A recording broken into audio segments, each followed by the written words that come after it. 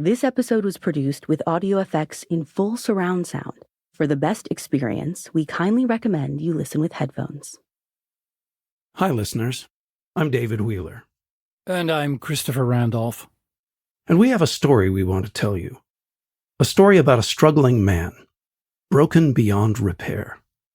So, gather round and listen close.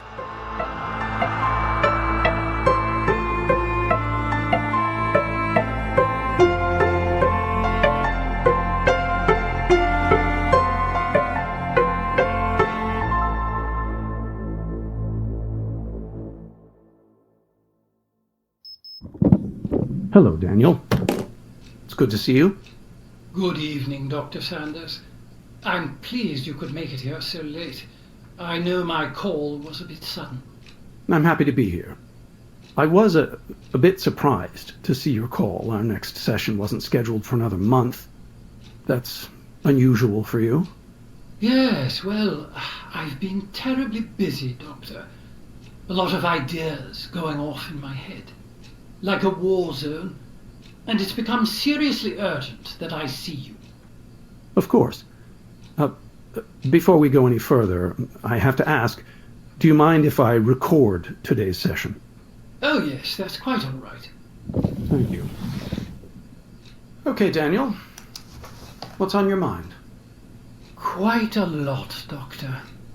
As I've grown older, I've collected a mountain of thoughts. Massive. But each day it's growing harder to climb. But recently, I think I've hit its summit. Yes, I'm certain I have. I'm a struggling man. Can't say in all honesty I've struggled more than anyone else, but I'm confident enough to say I've had some trouble. Most of my life, I've dug into myself, searching for the root of my weed. I've tried to treat the soil every way a man knows how, but it's never solved my trouble. But finally, I've come to understand a bit of truth about myself. I've come to accept that I'm broken. Why do you say you're broken? People say I'm broken. Am I not? That's a very harsh word. There are things we can all improve on, but no one's broken. Oh, no. Call a spade, I say. No point trying to be sensitive about it. All my life people have told me I'm broken. Maybe not to my face, anyway, but I've heard it from enough people to know when someone thinks it about me. They say a man half my age should be married. At 30, he should have had his first kiss. Something must be wrong with you, they say. You're broken. Who says this? Oh, I believe it was one of my sisters. Family knows the most about you and all the ways you're wrong. They're like a radar to all your imperfections. Anyway, I'm not married. Haven't kissed anyone either. 76 and all. Love never really came to me. Probably because it knows better. Stay away from the rot and foul. The funny thing is, you can go your whole life just being respectable, and yet they still call you broken. You don't have to do anything. Sometimes it's the not doing anything that makes you broken. Do you feel there's something you should have done? Oh, sure. There are plenty of things.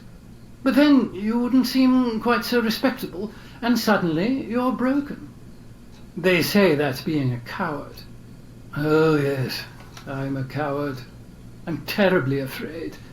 But that doesn't matter. It's do or die out there. Sometimes there's a lot of pressure put on us. Oh, terrible pressure. Terrible. But I don't blame the world. We were born to it, so we should be able to bear its weight.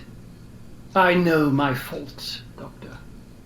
I greet them every morning and bed with them every night. I also know the greatest problem with being broken is that you can't stand the thought of trying not to be. That was me for nearly all my life. Too much work. And then no guarantee you'll ever really come out quite right. But I suppose I'm old now. Being by my end, I've had plenty of thoughts to test. And I've become particularly rapt by one of them. It deals with a broomstick.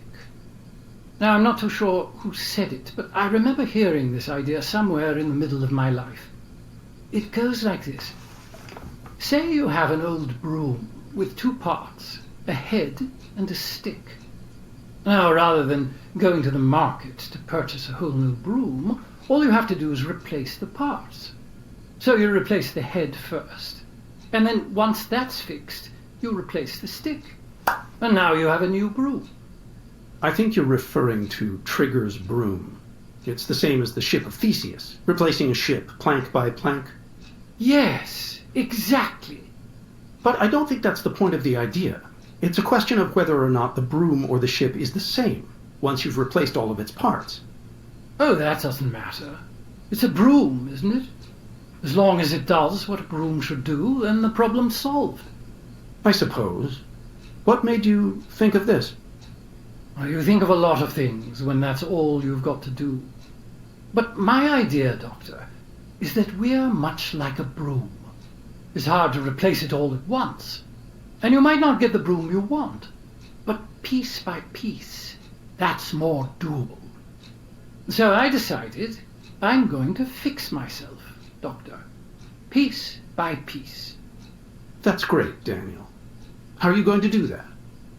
Well, that's the question, I suppose. There isn't quite a broom shop for people now, is there?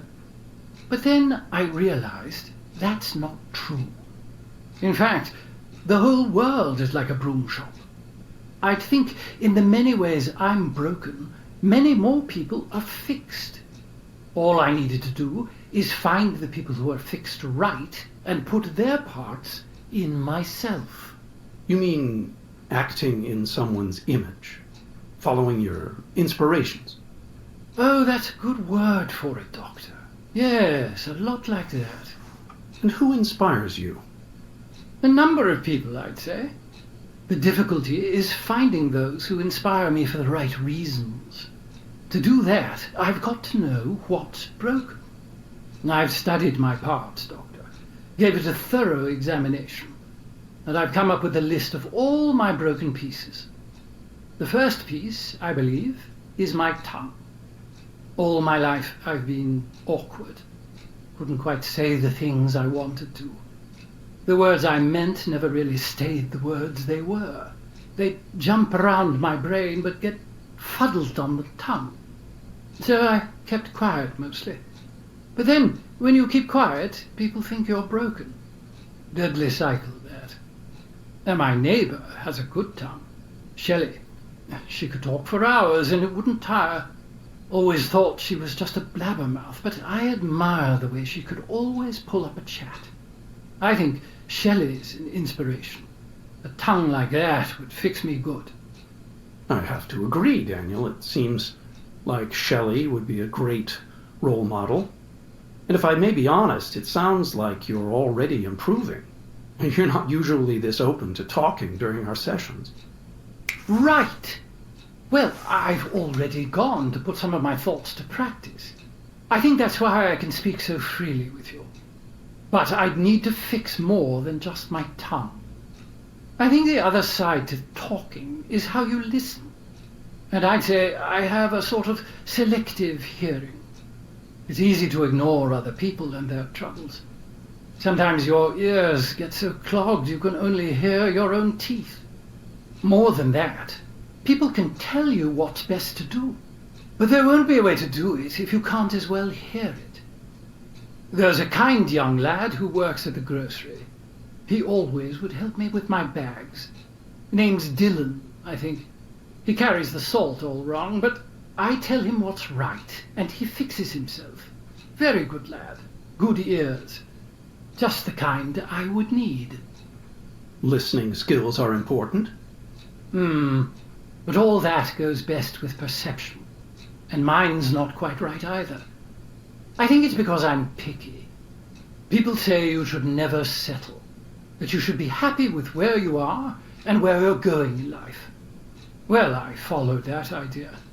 I knew what I wanted, and so that's what I aimed for. But I guess I aimed higher than I could reach. Left a lot of things to go under my nose. I got stuck in that place, between too high and too low. Became my normal. I settled with not being settled. There's probably something to say in all that. Anyway, never really had the eyes to see better. But my sister, she saw my whole life pass me by. She pointed out to me every time. I didn't have good ears then, of course, but she definitely has the eyes I'd need. And those are my pieces, my broomstick, if you will, that I got to figure out. They were the pieces I had to fix. It's great you're able to reflect on yourself like that. The first step in solving anything is identifying the problem. And now that you have, what will you do? Oh, Doctor, I'm already on the track and running. Now, I realized I can't very well put on new ears. I could train them, of course, but it often takes a lot of learning for a pianist to know what notes are in tune. And I'm old and would sooner be dead than not broken that way. A lot of our body grows and develops during our youth. It's learning to take shape. But even after, it still grows and develops. And that development is set by a lot of things like your genes, health, and diet. I remember once, when I was young, hearing about an ancient African tribe that had a unique way of passing on knowledge. You know what that was? They'd eat brains. I'm sorry, Daniel, I don't think I follow. Oh, I think you do, Doctor. You alter your nutrients and you alter your development. If I was going to fix my parts, I was going to need to find some good ones to eat. Daniel, this isn't funny. Well, I don't think so. I was being quite serious. What you're talking about is criminal. It's cannibalism. I won't allow you to entertain these ideas. This is not good for you. I hear what you're saying. I really do. But what matter is prison to me? I'll be dead in a bed either way. Back's too old to tell the difference. But also, Doctor, I've a little more than just entertained these ideas. I'm at the finish line, to be straight. What? What are you saying? I already took their parts. No. It's murder, Daniel. You've murdered them. Now, Doctor, don't worry. It's like I said, I don't mind being put away. But I want to make sure I'm fixed before I do. And I really just want to talk to you to get it all off my chest. Daniel, you don't want to do this. Put the gun away. I will, Doctor.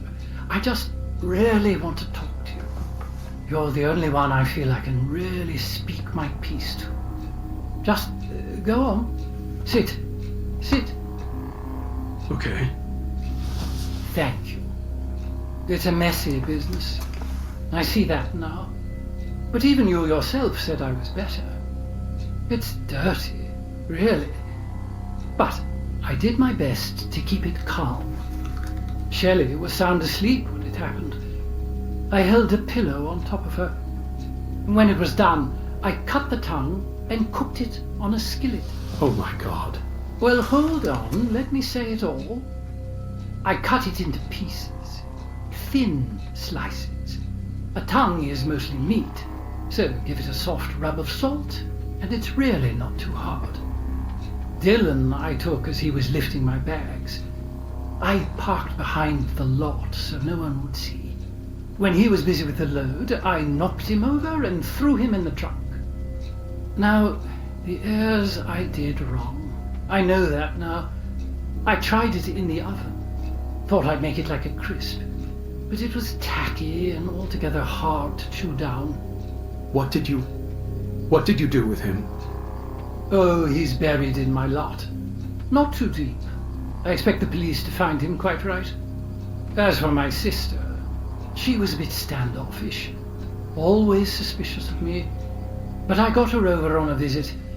Hers was a bit messy. She wouldn't drink the poison, so I had to use a knife. Then I took a spoon to the eyes and bloop, they went along with some ice cream. And that was that. I was content that I had fixed myself. No longer was I broken. Daniel, you're better than this. Why would you? How could you? It's all rough, I know, but it had to be done. I couldn't just stay broken. You're not broken, Daniel. You never were. These were innocent people. If I had known you were going to, I could have helped you. I can still help you. That's very kind of you, Doctor. I'm glad you said that. To be honest, I'm still having a struggle with it. I thought I did it all right, but I still feel wrong, broken. I thought I might never be fixed. But then, one morning, I woke up, and with my new eyes, I saw the horrific scenes on the telly. With my new ears, I heard the reporter's sad voice. And everyone was saying, whoever did this truly must be heartless. And that's when it hit me. The one piece I had yet to fix was my heart. That is why I had to see you, Doctor. Because I knew, no matter what I did, what I'd say, you would always want to help me. I needed to see you, Dr. Sanders, because you have a very good heart.